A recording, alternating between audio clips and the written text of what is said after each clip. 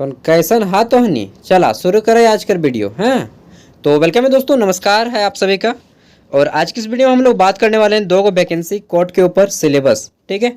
और दोनों जो है गवर्नमेंट ऑफ झारखंड के थ्रू यानी कि झारखंड हाई कोर्ट के थ्रू निकाला गया वैकेंसी से।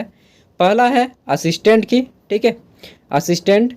और यह हाई कोर्ट असिस्टेंट का पोस्ट था 55 को, और एक पोस्ट निकला था झारखंड सिविल कोर्ट के लिए जिसका वो भी वैकेंसी हाई कोर्ट के द्वारा ही निकल गया था। असिस्टेंट और स्लैश में क्लर्क लिखा था, 410 पोस्ट। इन दोनों का जो सिलेबस है दोस्तों 100% सेम है, 100%, ठीक है। सैलरी में अंतर है, क्यों? क्योंकि सिविल कोर्ट का सैलरी कम है और हाई कोर्ट का सैलरी ज़्यादा है। चलिए हम लोग सिलेबस जान लेते हैं कि इन दोनों में क्या क्या सिलेबस आएगा दोनों के लिए, ठीक है। तो देखिए यहाँ पे हमारा जो है यह झारखंड हाई कोर्ट के द्वारा ही नोटिस दिया गया था, उसी से नोटिफिकेशन के एंड में, ठीक है, उसी से हम लोग जान रहे हैं। तो बोला गया है कि scheme of examination syllabus and other details for requirement to the post of assistant या क्लर्क, ठीक है, जो बोलना है बोल लीजिए। और हाई कोर्ट का भी और सिविल कोर्ट का भी, ठीक है, for civil court of the state of Jharkhand. आगे देख लेते हैं नेक्स्ट। तो यहाँ पे स्कीम ऑफ एग्जामिनेशन में 3 गो हमारा कॉलम बनाया गया और 3 गो रो बनाया गया है। फर्स्ट में बोला गया है सीरियल नंबर, सेकंड में हमारा नेम ऑफ टेस्ट, ठीक है, दूसरा में कितने मार्क्स का रहेगा, तीसरा में ड्यूरेशन यानी कि टाइमिंग, और चौथा में क्वालिफाइंग मार्क्स का कितना नंबर में क्वालिफाइंग होगा। और फिर नीचे में हम लोग डिटेल में जानेंगे, ठीक है। तो पहला है हमारा रिटेन टेस्ट। अरे भाई इतना जोर से हवा चल रहा है ना अरे चलिए बहुत ज़ोर से तेज़ी से हवा चल रहा है, बैरोमीटर से नापना पड़ेगा कितना है। तो देखिए रिटन टेस्ट जो होगा आपका दोस्तों 90 मिनट का होगा, ठीक है। 3 गो टेस्ट होगा। पहला होगा एग्ज़ाम, इसमें आपका ऑफलाइन या ऑनलाइन दो में से कोई भी एक हो सकता है, ठीक है। सीबीटी मोड में भी हो सकता है और ओएमआर पेपर में भी हो सकता है, ठीक है। 90 मार्क्स का एग्ज़ाम होगा। दूसरा है आपका जो लोग एग्ज़ाम पास करेंगे, ठीक है, उसमें जो है जितने आदमी एग्ज़ाम पास किए फिर आपको कंप्यूटर टेस्ट के लिए बुलाया जाएगा। और कितना आदमी को, जितना आदमी एग्ज़ाम पास किया है उसका कुछ इंटू करेगा, जैसे यहाँ पे देख लेते हैं। तो कुछ इंटू रहेगा, जैसे जितना वैकेंसी है उसके 5 गुना ज़्यादा कैंडिडेट या 7 गुना ज़्यादा कैंडिडेट को, ठीक है, बुलाया जाएगा। किसके लिए? तो कंप्यूटर टाइपिंग के लिए, ठीक है। तीसरा हो जाएगा जो लोग टाइपिंग में भी पास हो जाएंगे उसका शायद वैकेंसी का 2 से 3 गुना कैंडिडेट को इंटरव्यू के लिए बुलाया जाएगा, ठीक है। 2 गुना ही मान के चलिए, 2 गुना कैंडिडेट को इंटरव्यू के लिए बुलाया जाएगा। अब देख लीजिए सबसे पहले आपका जो आपका मेरिट बनेगा वो किससे होगा? तो मेरिट आपका रिटन मार्क्स और इंटरव्यू से बनेगा। कंप्यूटर का जो एग्ज़ाम होगा टाइपिंग टेस्ट, उसमें केवल आपको पास करना होगा, ठीक है। रिटन में क्या होगा देखिए जान लेते हैं। तो इसमें जो है आपका 90 मार्क्स का एग्ज़ाम होगा, ठीक है। टाइमिंग आपको 2 घंटा दिया जाएगा, ठीक है, और 20 मिनट एक्स्ट्रा टाइम दिया जाएगा जो लोग फिजिकली हैंडीकैप्ड है, शारीरिक रूप से विकलांग रहेंगे, ठीक है। तो 2 घंटा 90 मिनट 90 क्वेश्चन 120 मिनट टाइम। और यहाँ पे क्वालिफाइंग मार्क्स है, जनरल ओबीसी को आपको 40% मार्क्स लाना होगा न्यूनतम, लेकिन इससे फ़ौरन नहीं जानाएगा। लगभग आप 90 में 70 नंबर लाएंगे तो यहाँ पे कुछ सिलेक्शन का चांस बनेगा, ठीक है। और दूसरी बात कर लेते हैं। तो ये 90 मार्क्स का हो गया और ये इंटरव्यू 15 मार्क्स का, कुल मिला के 105 मार्क्स में आपका मेरिट बनेगा, ठीक है। 105 मार्क्स काउंटिंग होगा मेरिट के लिए। दूसरी बात कर लेते हैं तो कंप्यूटर टाइपिंग। तो कंप्यूटर दोस्तों 5 मिनट आपको सबको टाइम दे दिया जाएगा और 100 वर्ड का एक पैराग्राफ दे दिया जाएगा आपको। कितना वर्ड का? 100 वर्ड का। 5 मिनट टाइम दिया जाएगा, उस 5 मिनट टाइम में आपको वो 100 वर्ड का पैराग्राफ टाइप करना होगा। अगर आप 20 वर्ड से ज़्यादा कर लेते हैं तो बहुत अच्छी बात है, लेकिन 20 वर्ड से कम करते हैं तो आप वहाँ से निकाल दिए जाएंगे, ठीक है। एक्यूरेसी कितना होना चाहिए वो एक्यूरेसी तो नहीं बताया गया है, लेकिन आपको एक्यूरेसी रखना होगा कम से कम 97%। 3% गलत करेंगे तो चल जाएगा, लेकिन 97% एक्यूरेसी होना चाहिए, ठीक है। आगे देख लेते हैं तो रिटन एग्जाम के बारे में क्या क्या पूछा जाएगा रिटन एग्जाम में। तो देखिए रिटन एग्जाम जो होगा आपका 3 ग्रुप में बांटा गया है। पहला है इंग्लिश, दूसरा है आपका मैथ रीजनिंग, और तीसरा है आपका जनरल नॉलेज का, ठीक है।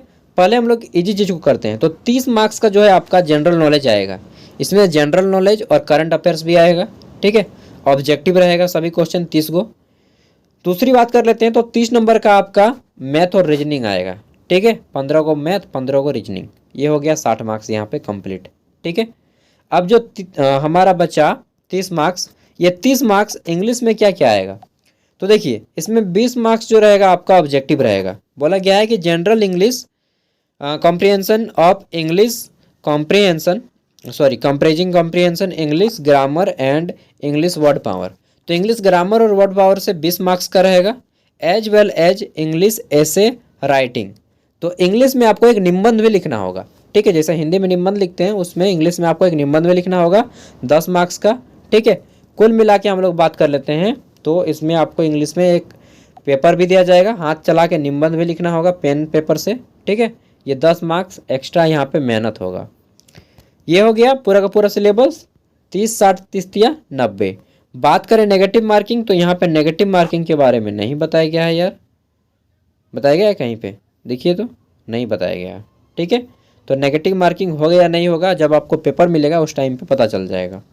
चलिए ये हो गया। कंप्यूटर टेस्ट में अब क्या क्या पूछा जाएगा इसको जान लेते हैं। तो बोला गया है कि computer skill test shall be qualifying in nature, केवल आपको इसको उत्तीर्ण करना है, पास करना है। ठीक है, the merit list of the candidates for the purpose of appointments may be prepared on the basis of a written test. ठीक है, to be follow by a test for working on computer and knowledge of typing on computer. ठीक है, and interview. तो interview में आपको यही सारी चीज़ें पूछा जाएगा कि बताइए आपने क्या किया, कहाँ तक पढ़ाई किया है, कंप्यूटर के बारे में क्या क्या जानते हैं, क्या क्या कर सकते हैं। ठीक है, आगे देख लेते हैं। नेक्स्ट है हमारा, फिर बोला गया है कि only the candidate getting the qualifying marks in the written test shall be called for computer skill test and interview.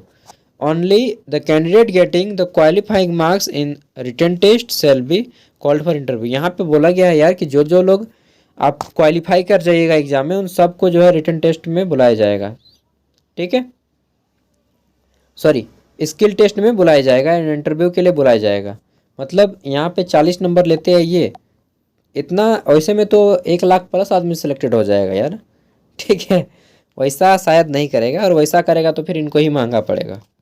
जहाँ तक मेरा अनुमान है ये रूल नहीं रहेगा। क्वालिफाइंग अगर कर दिया कि 40 नंबर लाइए और आप फिर कंप्यूटर का एक टाइपिंग करने बैठ जाइए, ठीक है, और इंटरव्यू के लिए बैठ जाइएगा, तो मैं पक्का बता रहा हूँ 1 लाख प्लस आदमी ऐसे होंगे झारखंड में जो कि इजीली इस एग्ज़ाम को क्वालिफाई कर जाएंगे 40 नंबर के लिए। हाँ, बात रही अगर 60 नंबर क्रॉस करने का, तो फिर यहाँ पे हो सकता है 20 से 30 हज़ार कैंडिडेट ही 60 नंबर ला पाएँ।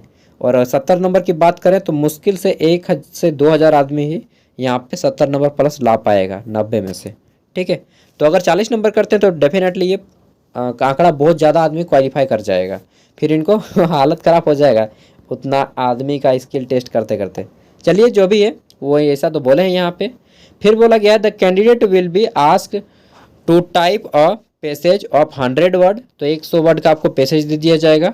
ठीक है, 20 वर्ड प्रति हिसाब से आपको 5 मिनट में पूरा का पूरा पैसेज टाइप करना होगा। ठीक है, 20 words per minute and to save the same on computer at particular location. अब देखते हैं क्या होता है। बात कर लेते हैं एग्ज़ाम की, एग्ज़ाम कब होगा हमारा। ठीक है, तो देखिए एग्ज़ाम की बात करें तो पिछले जो आपका आया था झारखंड हाई कोर्ट में असिस्टेंट की वैकेंसी, उसका एग्ज़ाम 1 साल लगभग लग गया था। उसके बाद 2000 जो हमारा 23 में आया स्टेनोग्राफर की पोस्ट, उसका एग्ज़ाम 4 महीना के अंदर हो गया था। तो अब हमारा बात आता है कि हमारा कब होगा। देखिए ज़माना काफ़ी बदल चुका है, तो अब हमारा एग्ज़ाम 4 से 5 महीना के अंदर हो जाना चाहिए। लेकिन बीच में हमारा इलेक्शन है, इसलिए हो सकता है कि इलेक्शन के कारण अभी टाइम लगे।